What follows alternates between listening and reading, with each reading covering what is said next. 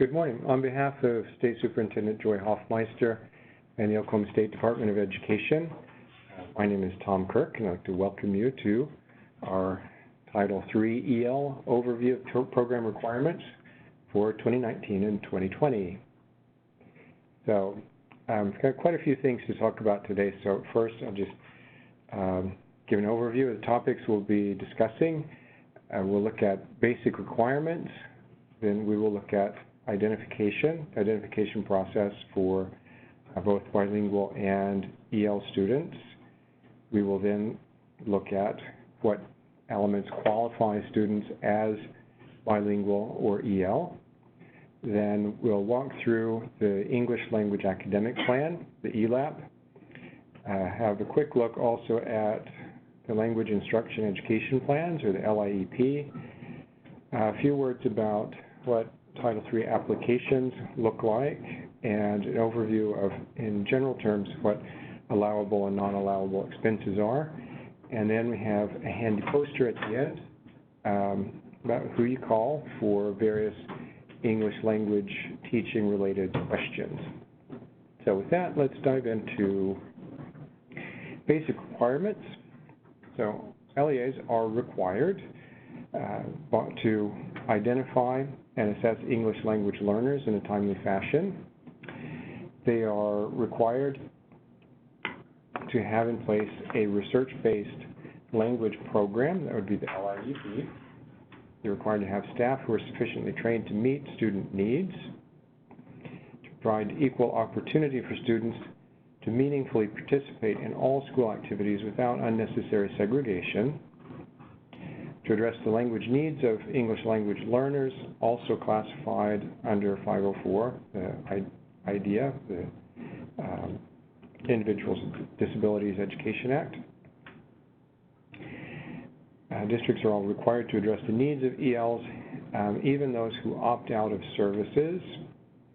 They're required also to monitor the progress of ELs both within the English language program and after they've reached proficiency and exited services.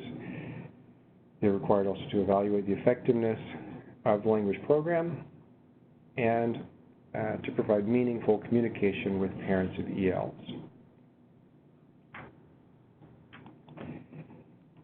Identification, then, the identification process begins with the Home Language Survey, often referred to also as HLS. The answers provided on the Home Language Survey don't directly determine EL status, but they do indicate which students need to be screened with the WIDA screener assessment. They will also be the first step in identifying bilingual students. We'll get into that in a minute. But in short, only the WIDA assessment can be used to determine EL status. So the Home Language Survey is the first step in a process. With that, I'd like to look at the Home Language Survey. Here's kind of repetitive. Bilingual status and subsequent bilingual funding of a student is determined by the Home Language Survey. And this image is the Home Language Survey that we've come up with. There are three questions in particular here that I want to look at. And Gary, can they see where my mouse is pointing on this? Okay. Okay, the first three questions are the main ones that we'll look at. The first one is, I'm not sure if the resolution will be good enough for you to read this here on the PowerPoint. The first one is, what is the dominant language most often spoken by the student? The second, what is the language routinely spoken in the home, regardless of the language spoken by the student? And the third, what language was first learned by the student? So, of those three questions then, if two or more of those three language responses are a language other than English, then the student is considered, quote, more often, and automatically qualifies as bilingual on the accreditation report. So if there, of those three questions, if two of the answers are something that is not English, then that student is considered bilingual, has bilingual status. and will generate bilingual funding.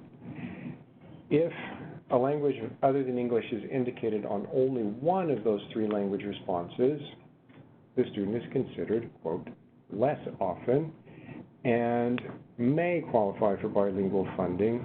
There are some other criteria that we have to look at. So the tricky part is if there's only one question that's answered with a language other than English. In that case, you should also look at some other elements. So if the student answers a language other than English on one question and meets one of these 3 requirements, then they're considered bilingual. So the first of those requirements would be a score on the WIDA screener qualifying them as English language learners.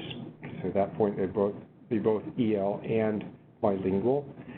Or if the student has a score of limited or unsatisfactory, actually, I'm sorry, this is from last year's home language survey. It should be, here the options are basic or below basic. I apologize for that, I'll correct that.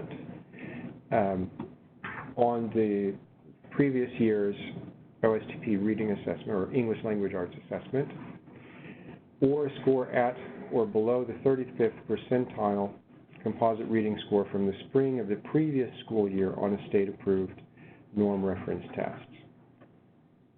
The districts are required to keep all of this documentation that will be subject to bilingual audit by the RAOs each year. So districts failing to provide appropriate documentation for bilingual funding may even be required to reimburse previously distributed funds. Okay, these things are for determining bilingual status. I'd like to reiterate that. EL status is only determined by the WIDA screener test. Okay, the next item I want to look at is the English Language Academic Plan, or the ELAP. So once you've identified students as ELs, they do the home language survey, they have answers other than English on it, you give them the WIDA screener test, and if they then show up as English language learners, you have to create an ELAP for each of those students. And I'm going to walk through this. Most of it's pretty self-explanatory, but it's worth pointing out what kind of information goes on here. So the first section here, student information, is what it says, student information. You also need to report the OSTP or NRT test information as well. And then down here, current ELP placement test scoring. These are from the scores from the WIDA screener test. And then the most recent the Access 2.0 test, so that's the WIDA test at the end of the year. And then section 5 down here, it says students' English language development goals. Okay, these need to be filled in by the LEA, and they should align with the WIDA can-do descriptors, the grade appropriate descriptors that WIDA has produced. And if you don't know where to find those, I can provide an email address or a web address. If you want to call me or send me an email, I can send that to you. Or they're also pretty easy to find. Just doing a Google search of WIDA can-do descriptors, and you'll get the WIDA website. It'll take you straight to it. On the following page of the ELAP, again, there's more of these goals, and then a description of the instructional services that the student is to receive. So you just kind of check through the boxes, and it gives you an overview of the type of services that will be provided. Number 7 is you need to decide about the type of state-required assessment that the student is going to have to take. So the annual English language proficiency assessment, and take which one is appropriate for that student, as well as the OSTP options down here, ones with or without EL accommodations or the alternative assessment program.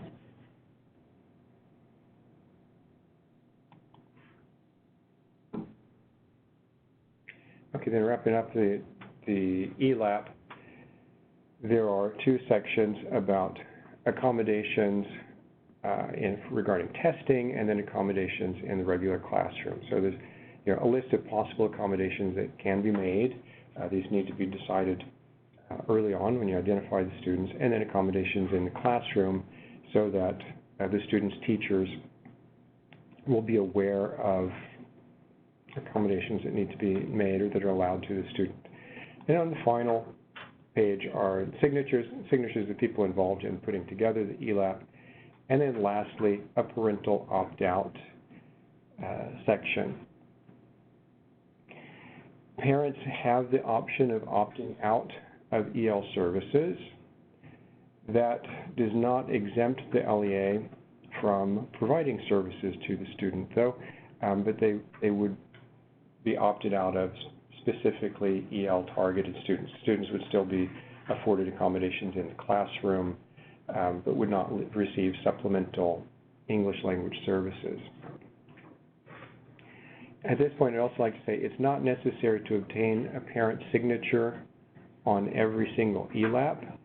If, however, the parent wishes to opt out of EL services, the district must obtain a signature in the opt-out section of the ELAP.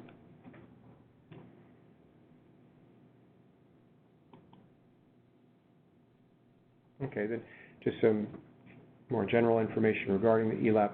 It's similar to an IEP and should be developed by certified staff. The ELAP outlines basic student demographic information, testing data, educational goals, accommodations for testing and learning. ELAPs will follow a student in a specific year, but they're to be updated every year based on the new testing data. ELAP completion is mandatory, and sample documentation is required for monitoring. A number of districts use electronic resources to create ELAPs. That is fine, as long as all of the required information is recorded. And it's mandatory that parents be notified of the completion of an ELAP. Districts are also expected to make a reasonable effort to ensure that parents understand their children's educational status. This would often mean an explanatory letter in a language that the parents can understand, or use through the use of interpreters to explain the ELAP and the educational plan to parents. Parents do have a right to opt out of supplemental services, but this does not change the student's EL status, nor does it exempt the district from facilitating and encouraging student learning.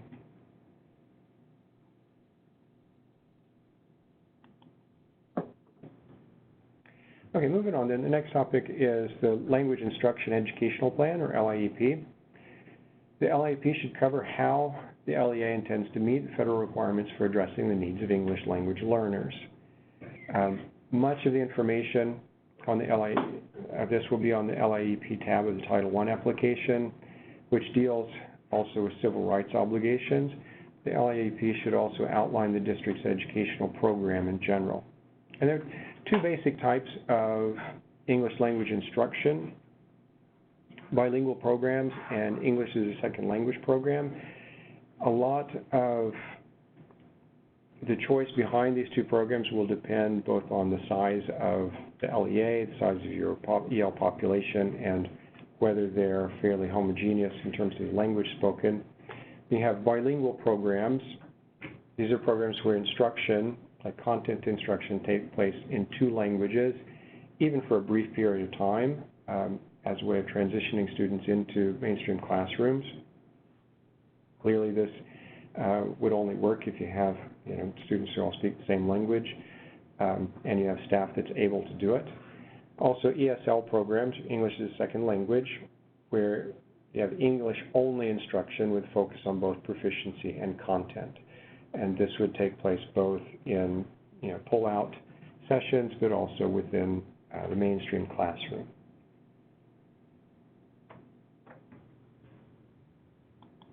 I'd like to move on to the next topic then, which is applications. All districts that reported EL students in the previous year's October counts are required to complete the LIEP tab on the Title I application, and this should align in broad terms with the Program Details tab of the Title III application if you receive a Title III allocation. In order for a district to receive Title III funds, then, they must have enough English language learners to generate an allocation of $10,000. Otherwise, districts can join together to form a consortium, combining their counts in order to reach that $10,000 allocation threshold. Each consortium then designates a lead LEA that will receive and manage the allocation and be responsible for spending funds across the member districts.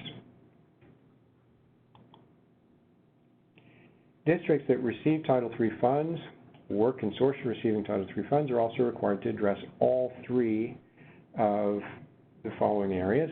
Have to address program improvement in general, but they also have to provide professional development to their staff and also to spend money on parent-family engagement.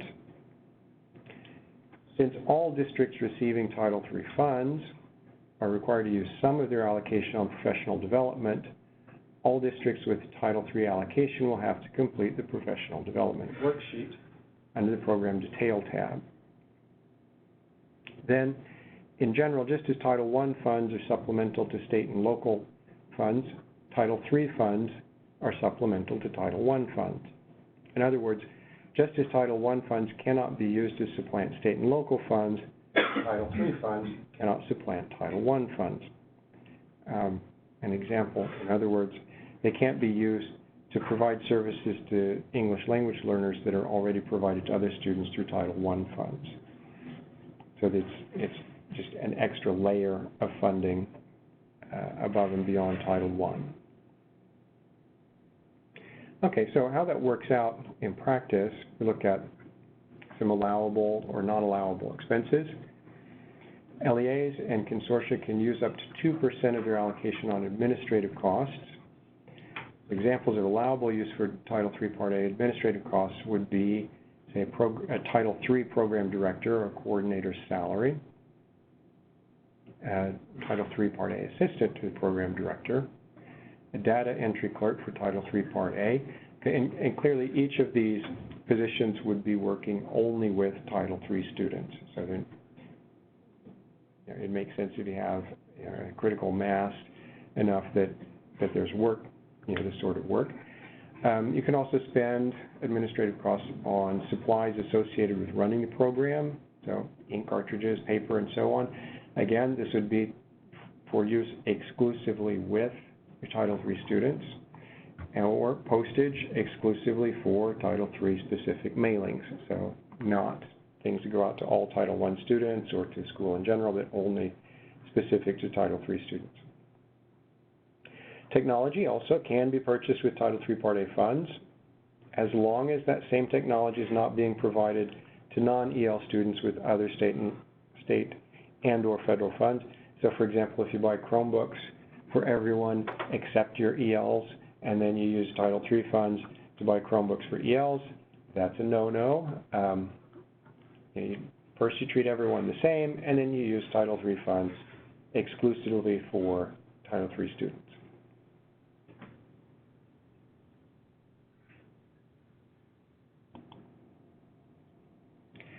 Okay, some things that you're not to use the Title III money on.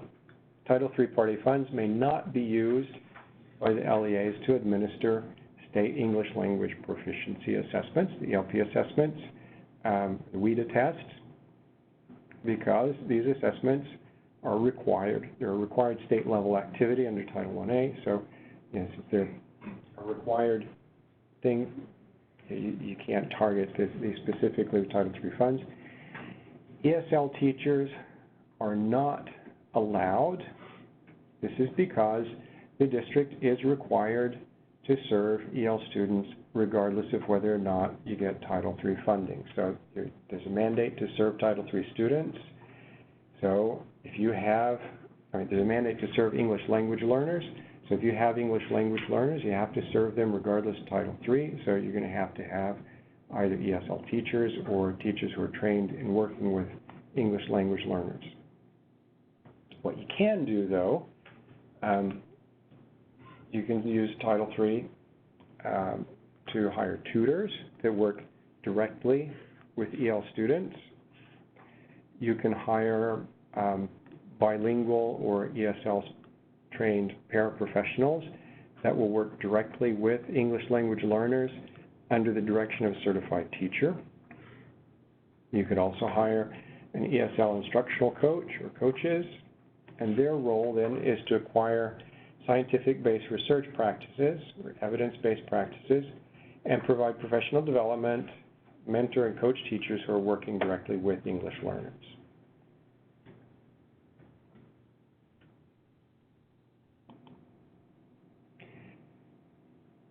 LEAs in schools are required by federal statute to provide meaningful access to information and services provided to parents or guardians of EL students.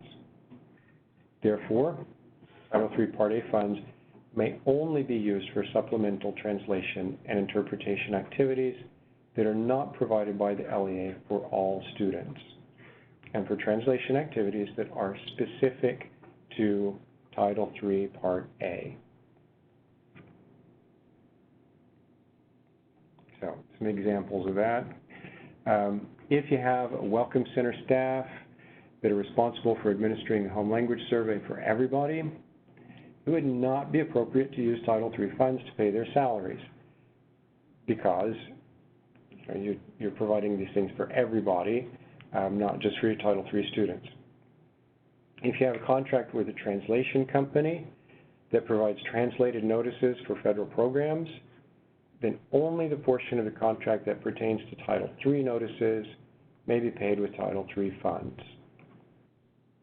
Another example, if the LEA or school communicates with all parents about their child's educational progress by mail, it's not appropriate to use Title III funds to pay the postage for EL students, as this communication is paid for by the LEA or school for all students and is not Title III specific. If the LEA or school communicates on a weekly basis with all parents about school activities, it's not appropriate to use Title III funds to pay for translation or interpretation of these documents or activities, as the LEA and the school are already obligated to provide meaningful access to information and services provided. Title III funds could be used to pay for supplemental translation or interpretation. Okay, the final thing then,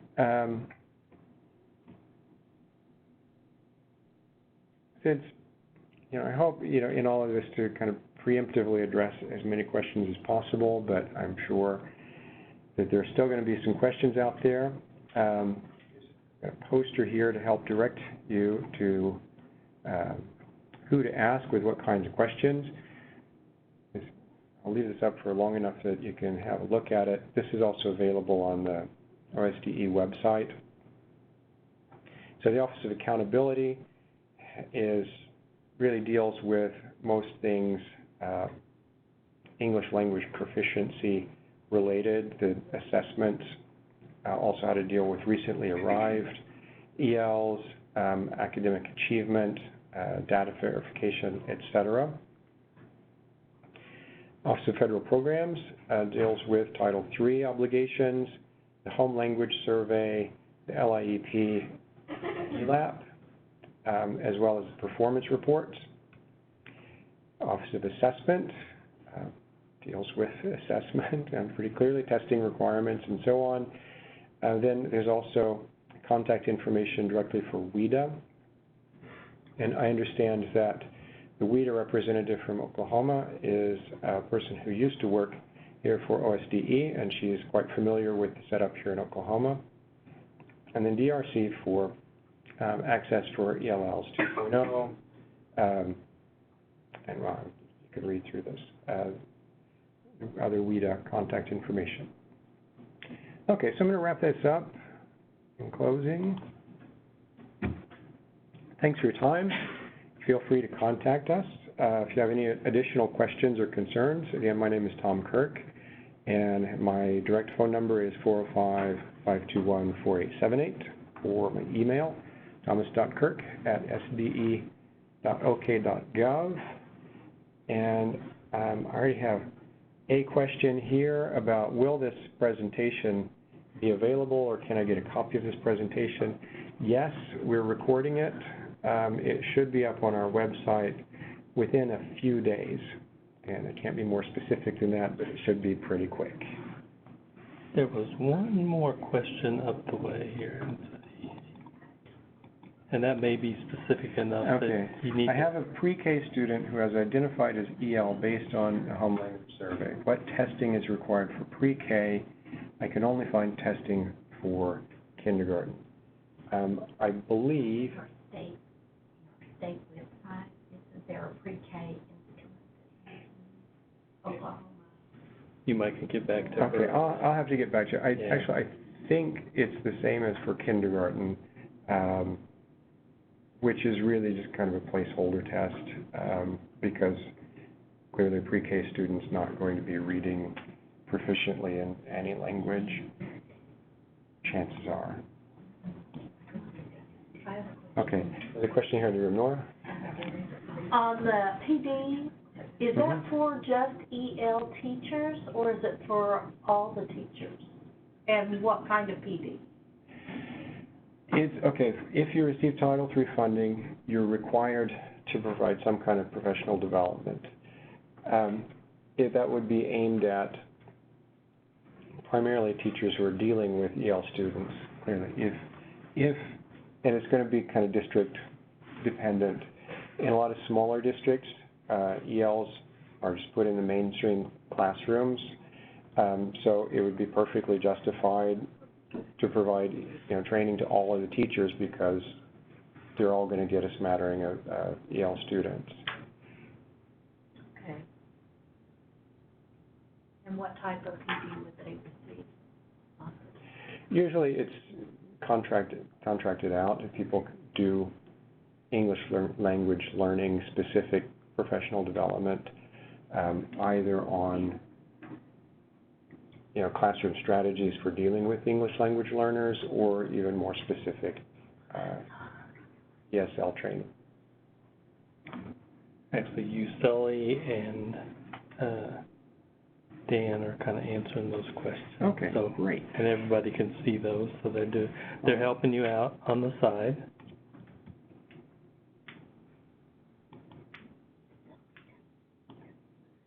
Bottom of the list, yeah.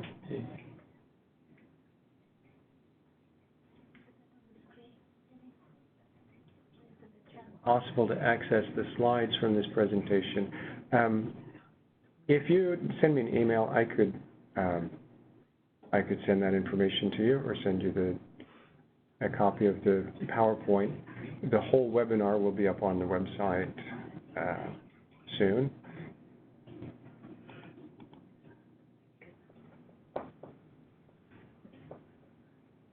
I didn't see any other big ones.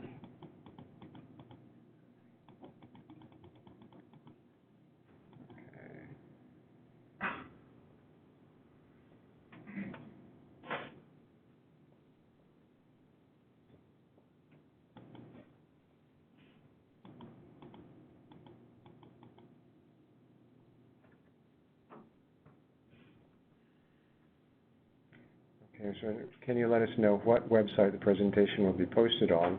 Okay, on the federal programs page of the OSDE website, there's a column on the right where it has all the different title programs called Title III, and that'll take you to the page where it will be posted.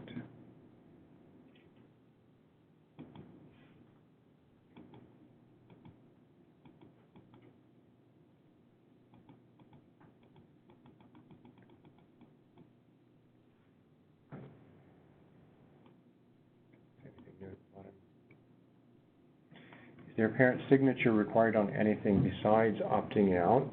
No, there's not.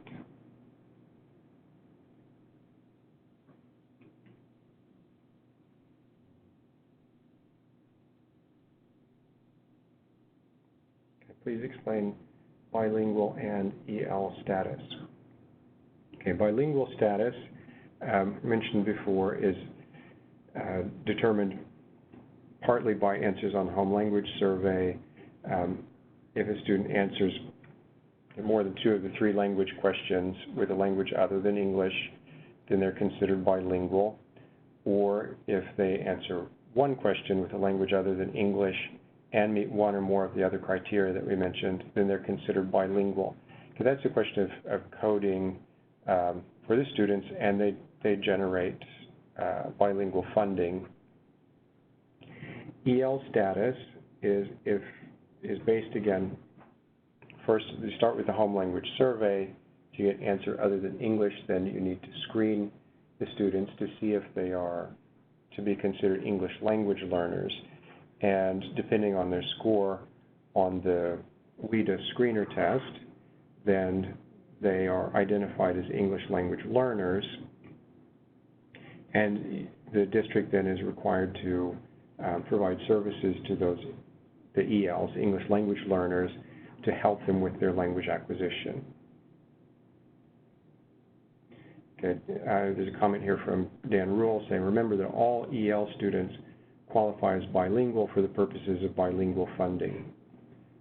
So all EL students are bilingual, but not all bilingual students are necessarily ELs. Got it, good. Is there a specific percentage of Title III funding that is required to be spent on professional development? No, there is not.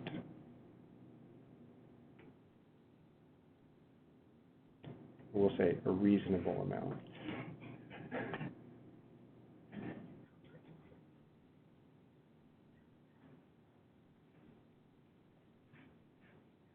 Okay, yes, all ELs are bilingual, not all bilingual are EL. Yes, that's correct.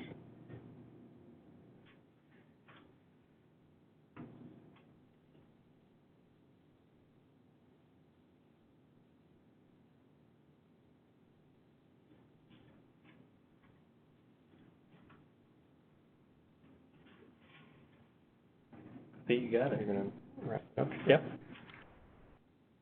Okay, I think we're going to close this here. As we mentioned before, this was being recorded and will be up on the website within a few days. Thank you all for listening in. Thanks for your time.